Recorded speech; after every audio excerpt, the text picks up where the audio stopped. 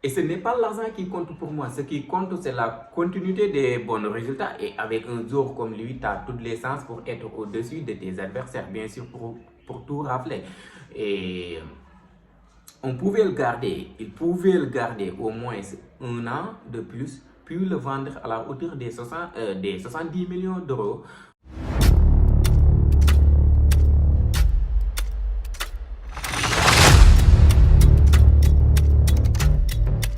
Asalaamaaleykum Sénégal, asalaamaaleykum àdduna ginnaaw bi ñu ngi ziar màggal wormaal safoo ndamoo di ñaan tawfeex ak taysiir sutura gu saawan baawan incha allah yàlla def ko si réew mi waaye def ko fépp fu waay nekk si àdduna asalaamaaleykum Sénégal, asalaamaaleykum everybody. Ils avaient la possibilité de mettre la pression sur les Catalans et maintenir les 5 points d'écart en cas de victoire des Catalans. Mais qu'est-ce qui s'est passé? Rien, nada, que dalle. Ce qui est sûr et certain est qu'il y a des gens qui vont se plaindre en disant que il y avait beaucoup d'absence, Benzema n'est pas là, Courtois n'est pas là, Eder Militao n'est pas là, Alaba vient de se remettre sur sa blessure, Modric était sur le banc, Toni Kroos était sur le banc. Mais c'était pas une excuse. C'était pas une excuse. Si le Real est incapable de gagner contre Mallorca, c'est parce qu'il y a problème. Et il y a des choses qui ne se pardonnent pas. Dans le foot, il y a des choses qui ne se pardonnent pas. Et eux, ils n'ont pas là pour rigoler, les Catalans. Et ce qui est grave est que match après match, ils montent en puissance. Et ce qui est le contraire avec le Real Madrid. Ce qui est sûr et certain est qu'il y a des gens qui vont se plaindre en disant que oui, il y avait beaucoup d'absence. Benzema n'était pas là, Courtois n'était pas là, et Militao n'était pas là. Alaba vient de se remettre sur sa blessure, Toni Kroos était sur le banc, Modric était sur le banc. Cette Real Madrid-là ne fait plus peur à personne, qu'on se dise la vérité. On dirait des gamins de 10 ans, pas d'intensité, pas d'agressivité, pas de rigueur, ni d'engagement, ni de détermination. Et c'est là où les pensées vont se projeter vers Casemiro. Parce que c'était lui le boss de ce milieu de terrain. C'était lui le gladiateur, c'était lui qui faisait le sale boulot, c'est-à-dire les arts durs de dur, la victoire ou la mort. Et je ne suis jamais d'accord pour son départ. Certes, il y avait Tchouaméni qui venait, mais il venait à peine. Il a tout pour devenir un grand joueur. Techniquement, il est bon, mentalement, il est bon, et physiquement aussi, il est bon. Mais il n'est pas encore à la hauteur de ce que faisait Casemiro. Le vendre à 70 millions, même à 80-90 millions, je m'en moque et je m'en fiche royalement. Il ne devait pas partir. Et ce n'est pas l'argent qui compte pour moi. Ce qui compte, c'est la continuité des bons résultats. Et avec un joueur comme lui, tu as toutes les chances pour être au-dessus de tes adversaires, bien sûr, pour tout rafler.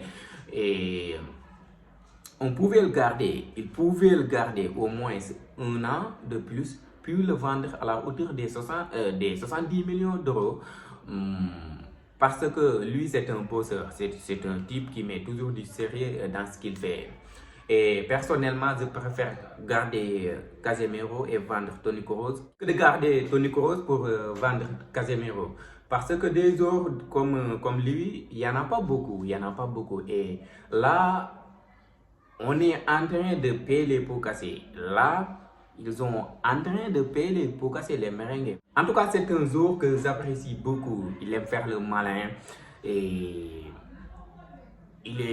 c'est un vrai gentleman. C'est un guerrier et tout ça. C'est un genre de joueur que j'ai toujours voulu avoir au sein de mon équipe. En tout cas, c'est pas pourquoi le vendre. Et peut-être ils ont raison, mais jusqu'à preuve du contraire, je suis pas d'accord. Je suis pas d'accord. Je suis pas d'accord. Quoi qu'on puisse dire, le Real Madrid est en train de souffrir. Et c'est bientôt les huitièmes de finale de la Champions League. Avec Liverpool, eux aussi, ils sont en train de souffrir. Bon. J'ai hâte d'y être. Ça va être un match équilibré. En tout cas, j'ai hâte d'y être. Euh, voyons voir ce que ça va donner. Ce que ça va donner. Mais le Real Madrid, là, comme Liverpool, ils ne nous font plus peur, pour dire vrai.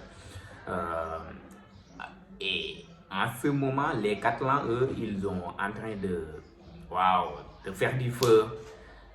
Le FC Barcelone de Xavi est inarrêtable. Ils sont inarrêtables.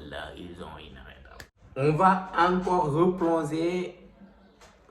Replonger parce qu'on a déjà, en fait, on a tous, on a tous déjà plongé avec les Catalans parce que là, ils sont en train de faire. Ils sont au-dessus de tout le monde. En fait, je me demande quelle équipe va arrêter les Catalans. C'est ça mon point d'interrogation. En fait, parce que ce qui s'est en train de passer là, ça va pas être facile. FC Barcelone, bon, les ils sont au-dessus de tout le monde. En fait, il n'y a pas photo entre Real Madrid et le FC Barcelone. En ce moment, il n'y a pas photo. FC Barcelone a perdu un seul de ses 20 premiers matchs en Liga. Et c'était contre le Real Madrid en octobre, si je ne me trompe pas. Et le Real Madrid est en train d'encaisser sa 3e défaite de la saison en Liga. Bon, certes, 2e de la Liga, mais avec 8 points. 8 points. Waouh, 8 points d'écart. Ça va pas être facile pour les merengues. Parce que si on en fait, on peut croire qu'ils vont revenir. Mais là, en fait, il n'y a plus d'espoir. C'est les merengues. Il n'y a plus d'espoir. La seule et unique question que je me pose est comment ils vont faire les merengues pour revenir. Comment ils vont faire? Parce que Barcelone, ils sont confiants. Ils ont réussi à écraser Séville dans un match très compliqué. Surtout première mi-temps, c'était très compliqué. Mais en deuxième mi-temps, wow, boum, ça fait 3-0. 3-0. Avec des passes sublimes de Kézié, Rafinha, Omdi Matz et Gavi encore. J'ai encore vu Christensen, Michael Scofield, Diabo, même, c'est pas professeur. Lui, il est là pour mettre tout en ordre. Parce que, non, en fait, quand je parle de lui, ça me fait du bien, parce que même le regarder jouer, ça fait bien aux yeux. Il est hyper intelligent, il est hyper dur, mais il est hyper calme. Wow. En tout cas, maintenant, FC Barcelone recrue cette saison quoi. Peut-être avec Jules Koundé, wow. Mais lui, il est plus technique que Koundé. Il est plus technique que le reste de la défense.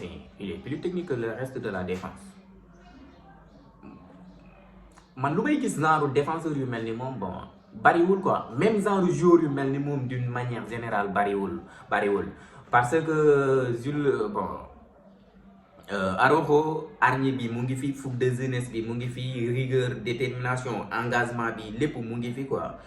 Mais Christensen fu mu ko dominer mooy balle au pied moo ko daax. Non, en fait man je commence à avoir marre de parler de lui parce que match après match il nous sort des masterclass. C'est énorme ce qu'il est en train de réaliser avec les Catalans. Imagine-toi, FC Barcelone gagner la Liga. Dina leen permettre ñu revenir mentalement, psychologiquement, moralement, ñu ñëwaat. mais aussi dina leen permettre au moins ñu remplir seeni caisse, mais aussi dina leen permettre tamit ñu mën a attirer yeneen joueurs yi nga xam ne ñu ngi leen bëgg a recruter. Parce que qu'on se dise la vérité, certes am xaalis dalay permettre nga jënd ay joueurs, mais il y a des choses il y a des choses yoo xam ne ni en fait du xaalis moo koy def, et il y a des joueurs aussi yoo xam ne ni ñoom dañuy xool seen palmarès avant ñuy xool xaalis, dañuy xool fan la ñuy mën a gagner ay trophées, fan la ñuy mën a gagner ay trophées. Bon léegi FC Barcelone gagner la Liga dina leen permettre ñu gën a am confiance ah. Dina leen permettre ñu gën a am confiance même les 2, 5, 3, 6 dernières années à venir. Dina leen permettre loolu noonu. En tout cas FC Barcelone bii ñuy gis nii, sérénité bi ñu fiy gis, engagement bi ñu fiy gis, détermination bi ñu fiy gis, rigueur, intensité bi ñu fay gis, waaw c'est en fait gën nañ ko gis quoi. Mën nañu wax ne Xavi est en train d'installer ce qu'installait Pep Guardiola Xavi bu muy nekk jour. Oui, parce que boobu gisoon nañ Guardiola bi mu ñëwee il y avait de la jeunesse mélangée des joueurs expérimentés, et ce qu'on est en train de revivre là, c'est ce qu'on est en train de revivre. Parce que il y a Busquets, quoi qu'on puisse dire, Busquets yàgg nañ ko sànni di ko wax ne non dafa war a dem et tout ça, mais ces temps-ci li mu nekk di wane ak blessure bi ñun man en fait ça me fait peur parce que peut-être ak Kézier dinañu rassurer, parce que dafa dugg def match boo xam ne nii c'était ouf. Imagine-toi Kézier ñëw passer à côté, man j'étais pas sûr à 100% que bu ñëwee dina def comme lu match bu mel ni bu mu def démb. Il méritait même être l'homme du match, sauf que Rafinha, un but, une passe décisive, donc c'était tout à fait normal ñu nommer ko homme du match. Mais Kézier en fait je me doute pas de ses qualités, de sa mentalité, sa façon de jouer, son caractère. Doutez-vous si benn yoon, sans doute même pas, mais imagine-toi amul temps de jeu, et aussi c'était pas prévu en fait mentalement. Mën na am préparé wul ko à la 5e minute si je ne me trompe pas, 2 minutes de jeu, Busquets blessé nga war a dugg si. En fait loolu mën na nekk préparé woo ko, parce que dans les normes, bon pour ne pas dire dans les normes, mais mën na am sax konoon du doon participer si match bi. Bu Busquets blessé wuloon peut-être du doon sax participer si match bi, et nekkul konoon boobu mooy première fois ñu koy gis, parce que bon lim nekk titulaire bariwul, mën nañ ko compter, et aussi lim participer bariwul par rapport ak ni mu doon demee ak Milan nga xam ne moo nekkoon tireur leader la woon aussi.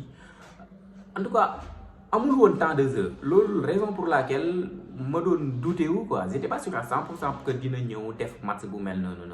Dama doon ragal mu ñëw passer à côté, et après loolu dinañu causer problème, dina poser Catalan yi problème, mais dina poser aussi Xavi problème, parce que nan lay kiiwaatee classement bi. Mais ak loolu noonu peut-être mën na ñëw même Busquets bu dee dafay toog 2 semaines, 1 semaine, mën na gérer d'après li mu wane noonu. Bon mën na dalal xel yi quoi. Loolu day wane juste que ni sérénité bi nga xam ne nii mu ngi am au sein du club des Catalans, c'est autre chose. Là c'est autre chose, je vous le dis, hein. Ils n'ont pas là pour rigoler. Ils sont là pour tout casser, pour tout rafler. En tout cas alerte la. Et Xavi def na benn déclaration comme quoi ñoom nekkuñu favori Real Madrid. Loolu juste pour communication la, et respect bu mu am envers les merengues, et c'est tout à fait normal mu comporter woo comme ça, parce que Real Madrid est champion d'Europe et en même temps champion d'Espagne.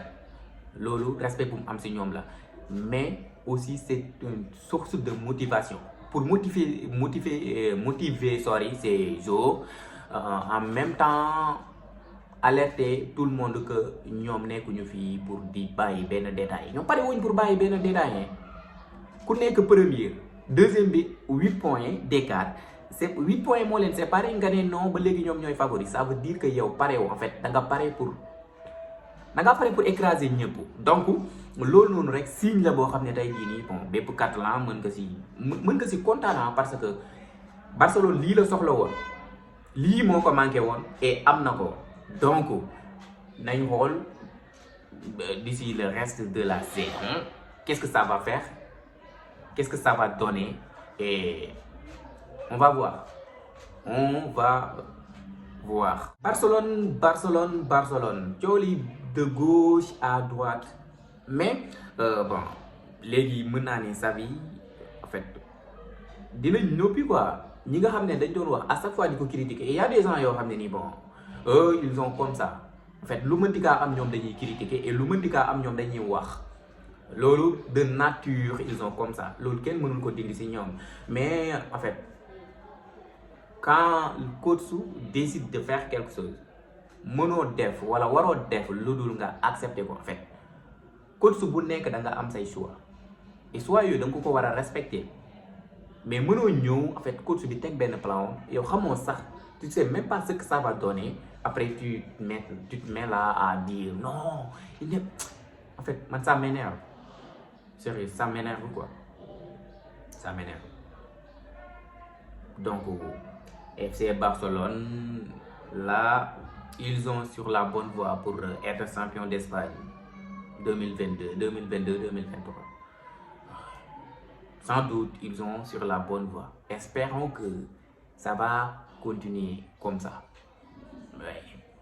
Parce que la saison va être longue, très très longue. C'était tout.